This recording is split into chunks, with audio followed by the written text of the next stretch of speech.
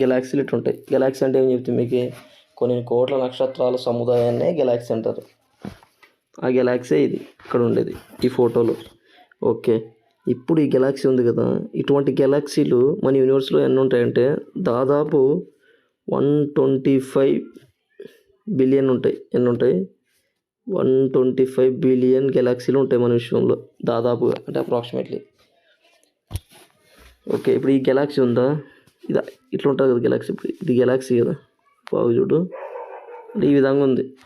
ఇప్పుడు ఈ గెలాక్సీ అనుకుంటే ఈ అంచు ఉంటుంది, ఈ అంచు నుంచి ఈ అంచు, దీని మధ్యన డిస్టెన్స్ ఉంటుంది. ఈ డిస్టెన్స్ ఎంత ఉంటుందంటే 1,20,000 లైట్ ఇయర్స్ ఉంటుంది డిస్టెన్స్. ఏం years? Light years. 1,20,000 light years లేదా 1,20,000 కాంతి సంవత్సరాల దూరం ఉంటుందట. అంటే ఒక గెలాక్సీ యొక్క ఒక అంచు నుంచి ఇంకో అంచుకు మధ్య గల దూరం